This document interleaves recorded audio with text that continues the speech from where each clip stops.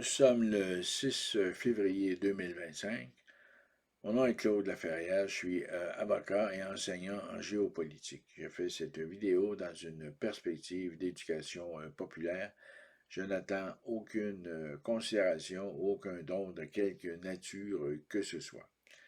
Le titre de la vidéo d'aujourd'hui, Trump, le deal,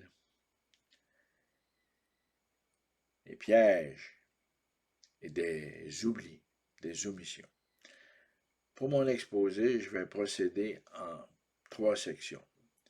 La première section, la première partie de mon exposé s'intitule « Le deal ». La deuxième partie, la vérification des engagements.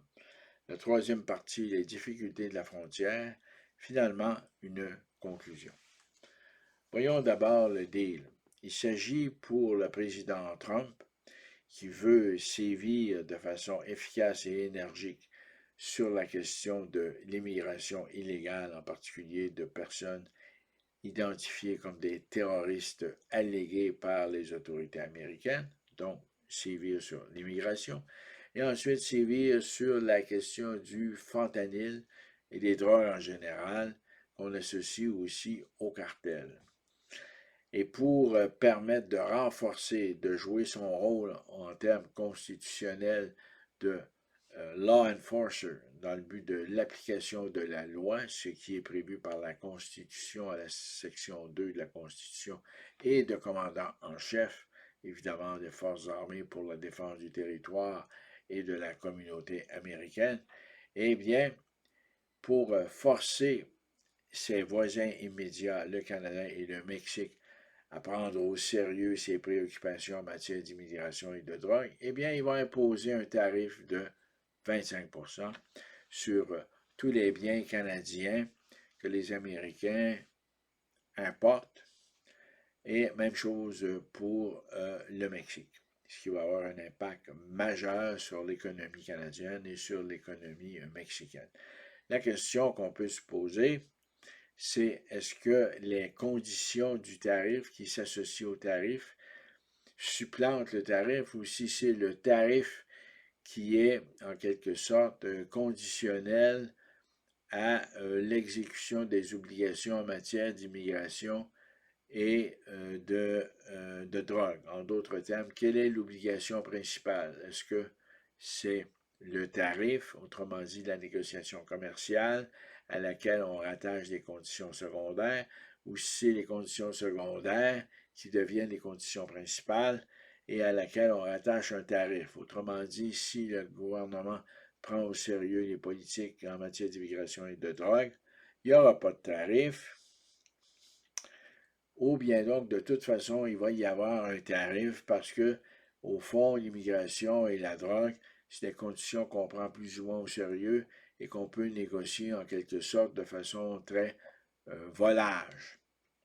Donc, qu'est-ce qui est plus important?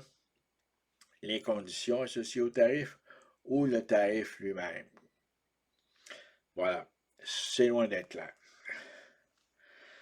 Maintenant, le deal qui a été conclu avec le Canada fait en sorte que le Canada s'engage à engager, se commet à engager 10 000 agents, possiblement des fonctionnaires syndiqués,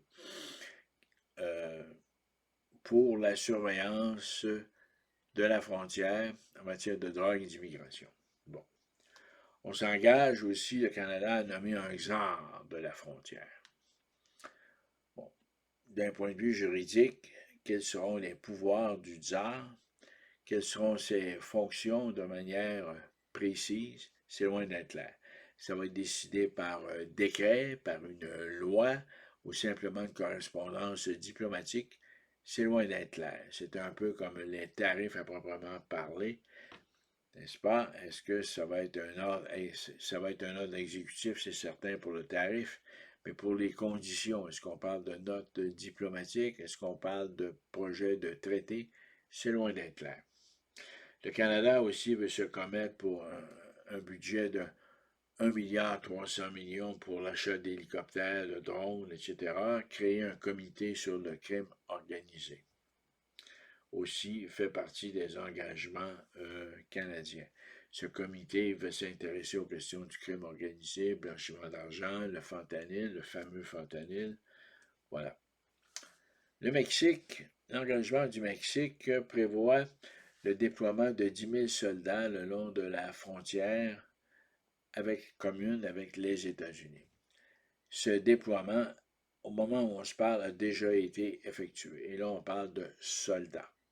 Des soldats qui sont en devoir 24 heures par jour, 7 jours par semaine et payés selon le principe de la solde. Donc, ce ne sont pas des fonctionnaires syndiqués. On prévoit aussi un comité de négociation qui va s'intéresser aux questions de drogue, de blanchiment d'argent et de criminalité organisée. Ce qui est moins clair, c'est est-ce que les cartels vont être considérés comme des organisations terroristes par l'État fédéral mexicain? C'est loin d'être clair, ça n'apparaît pas. Enfin, ça n'apparaît pas clairement. Si vous avez des informations sur ce sujet, j'aimerais bien le savoir.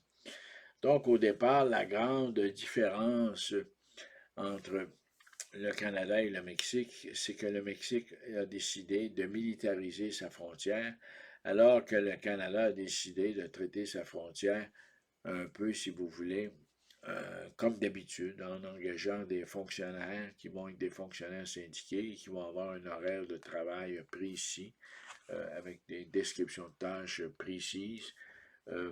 Donc, on ne parle vraiment pas de militarisation de la frontière, ce qui est un concept auquel s'est objecté la lieutenant générale Carignan, qui est la commandante en chef de nos forces armées. Voilà. Mais le président Trump a sorti un lapin du chapeau lorsqu'il a soulevé la question des banques. En fait, dans le dossier avec le Canada, le président Trump aimerait bien que les banques américaines, en quelque sorte, puissent offrir leurs services au Canada. Nos élites financières et politiques ont dit que de toute façon, les banques américaines sont déjà implantées ici et ont l'occasion de se livrer à des opérations bancaires en territoire canadien. C'est vrai et c'est faux. Pour les très grandes entreprises, c'est vrai, qui ont en quelque sorte des antennes aux États-Unis, mais pour les particuliers, les gens ordinaires, on ne voit pas les banques américaines dans nos villes, dans nos villages. Elles ne sont pas là. Les banques américaines n'offrent pas de services aux particuliers en ce qui a trait, par exemple, aux hypothèques, aux prêts personnels. Hein? Bon, même aux prêts aux petites entreprises, les banques américaines ne sont pas là. Trump voudrait que les banques américaines puissent s'implanter au Canada. Voilà, et ça, c'est vraiment un lapin sorti du chapeau, là. C'est vraiment, si vous voulez, un piège ou une omission qui finalement est apparue récemment, là, après le début de la crise que l'on vit actuelle. Le deuxième point que je vais couvrir avec vous, c'est la vérification des engagements. Il est clair que le président Trump, depuis qu'il est assermenté, a droit à ce qu'on appelle le Daily Intelligence Briefing, qui le met en contact avec le FBI et la DEA pour la question, par exemple, des frontières, dans la question qui nous préoccupe, pour l'immigration et pour les drogues.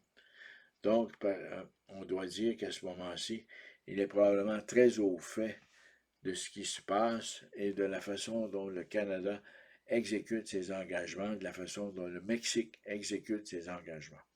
Il est clair que le Mexique doit être très bien vu et que Mme Sheinbaum fait un excellent travail parce que les 10 000 soldats ont déjà été déployés le long de la frontière mexicaine, comme je le mentionnais, alors qu'au Canada, les 10 000 fonctionnaires, là, bon, il va falloir que ce soit vérifié et j'ai l'impression que ça ne prendra pas beaucoup de temps pour que Trump réalise que Justin Trudeau lui a joué un petit tour. Là. Les 10 000 nouveaux agents civils, fonctionnaires, syndiqués, est-ce que ce sont 10 000 nouveaux postes qui vont être créés? Ça m'étonnerait. Ça m'étonnerait. J'ai l'impression qu'il va y avoir une situation litigieuse potentielle entre le président Trump et Justin Trudeau, compte tenu de la position très claire de la lieutenant-générale Carignan qui refuse de militariser la frontière. J'aborde maintenant rapidement la troisième section, à savoir de la difficulté de la frontière. La première difficulté, c'est que notre frontière à nous se compose de postes frontaliers avec des bornes, de postes frontaliers, de bornes et de chemins forestiers. Le 49e parallèle, qui est la plus longue, finalement, la plus longue frontière au monde, eh bien, il y a une couverture végétale extrêmement importante. En d'autres termes, il y a des postes frontaliers répartis ici et là. Il y a des bornes ici et là, il y a des chemins forestiers ici et là, mais il n'y a pas vraiment une zone tampon qui sépare le Canada et les États-Unis et qui peut être patrouillée par des chemins forestiers et qui est clairement délimitée. Contrairement à la frontière avec le Mexique où vraiment vous avez un mur et vous avez un chemin tout le long du Rio Grande et même qui se rend jusqu'en Californie et qui fait en sorte que c'est une frontière officialisée, clairement délimitée et qu'on peut patrouiller et surveiller assez facilement. Donc, c'est la première grande difficulté. Nous, au Canada, nous avons une frontière, je vous dirais, parsemée, parsemée d'une couverture végétale importante, entre autres dans les Appalaches, entre autres au sud de la Colombie-Britannique, voire même dans les prairies. La deuxième grande difficulté, c'est entre autres la question des réserves autochtones le long de la frontière, en particulier ici où je fais référence à Aquasasné. Du côté américain, la réserve autochtone, les réserves autochtones bénéficient de ce qu'on appelle la quasi-souveraineté. C'est-à-dire que les policiers de l'État de New York ne peuvent pas rentrer sur la réserve, ils n'ont pas autorité, ils n'ont pas juridiction. Ça relève exclusivement de l'autorité fédérale. Et l'autorité fédérale reconnaît à la réserve d'Aquasasné une quasi-souveraineté. Ça va très loin, ça.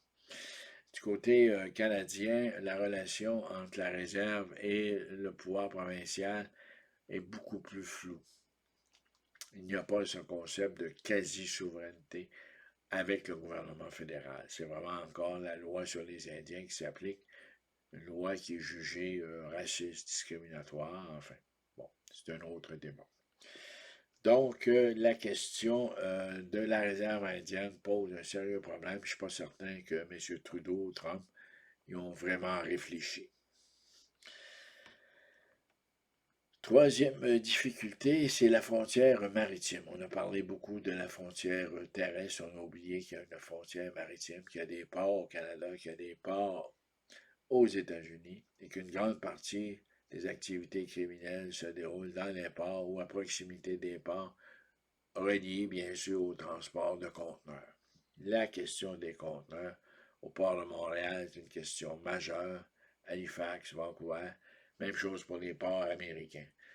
C'est un autre dossier que M. Trump et les dirigeants du Mexique et du Canada ont, passez-moi l'expression, ont manqué.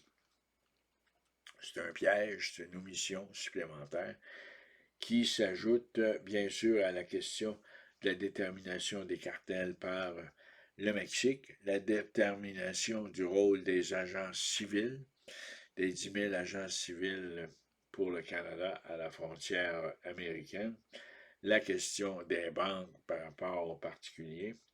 Donc, on s'aperçoit que la crise diplomatique sur le plan juridique, on peut toujours se poser la question, est-ce qu'il s'agit simplement de notes diplomatiques, de décrets, d'ordres exécutifs, de traités en voie d'être, si vous voulez, élaborés, en voie de discussion. Bon, pour ce qui est des tarifs, au moins, ça semble clair, sont des ordres exécutifs. Bon. Pour le reste de la négociation, des conditions qui se rattachent à l'implantation des tarifs, c'est là que c'est vraiment, on est dans le flou le plus total. Est-ce que ce sont simplement des notes diplomatiques, ordres exécutifs, décrets ou encore des traités en voie d'élaboration, en voie d'être négociés? Voilà. C'était ma vidéo pour aujourd'hui. Je vous invite à partager en grand nombre et à commenter, à me poser des questions. J'ai l'habitude d'y répondre. Là-dessus, je vous souhaite à toutes et à tous une excellente semaine et à la prochaine.